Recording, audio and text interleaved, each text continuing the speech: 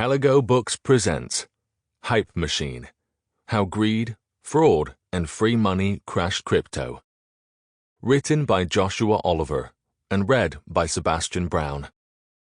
Introduction and note on sources read by the author. The media requires there be a new genius every season. Fran Lebowitz. The purpose of democracy is to keep capitalism from destroying society. Michael Ignatieff. Preface.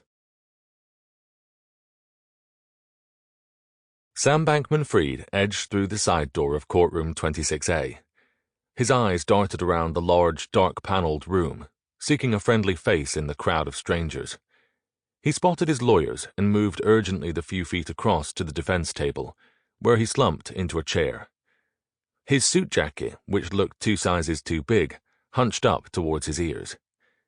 It was hard to believe that this young man, who looked very much as if he'd borrowed his father's suit for Take Your Kid to Work Day, was once the head of the most successful tech startup in the world, or that he was now facing the first day of his trial on charges that he orchestrated one of the largest financial frauds in American history. The list of people who Bankman-Fried has been compared to is long and extraordinary.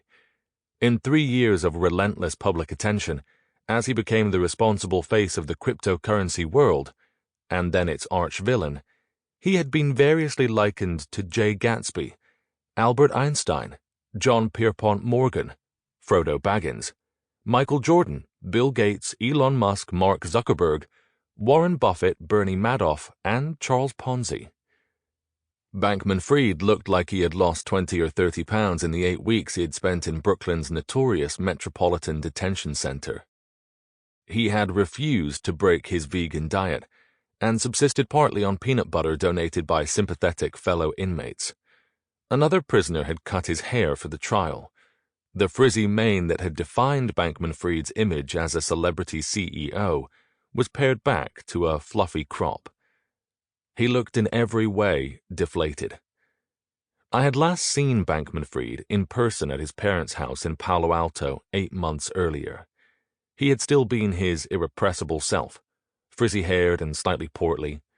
He had fidgeted through our hours-long conversation, playing computer games or checking baseball scores on his laptop as we spoke, and toying with the chunky black ankle bracelet he wore at the time as a condition of his bail. His pretrial freedom was revoked mostly because he could not stop himself from speaking to journalists like me. Even though he was now not getting full doses of his ADHD medication, his fidgeting had stopped.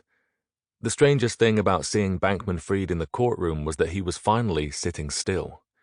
The pale, shrunken Bankman-Fried sitting between his broad-backed lawyers seemed very unlike the person I had known as SBF, an oddball CEO whose grand moral vision clashed with the lavish parts of his lifestyle and the grubby way he earned his money. He had been a fascinating subject whose social awkwardness had made him utterly improbable casting for a globe-trotting celebrity businessman. Whether he was on a private jet from his home in the Bahamas to New York, or sitting on stage with Bill Clinton, SBF, if he could help it, never wore anything more formal than shorts and a company-branded t-shirt. Now he had asked the judge for permission to appear in a suit, rather than a prison jumpsuit.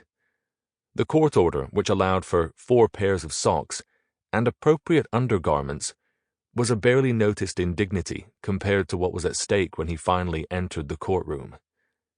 In court, Bankman-Fried was 2 people. His defense lawyers always called him Sam. To them, he was one of the great genius entrepreneurs of the millennial generation. He was a profoundly awkward young man. SBF once described how he had not quite cracked the art of smiling and other facial expressions of emotion until he was a few years out of college, working as a trader at the elite financial firm Jane Street. It felt unnatural, and I wasn't good at it. It didn't look right, he said. But in spite of these challenges, he had built 2 multi-billion-dollar companies, a trading firm called Alameda Research and Sample complete. Ready to continue?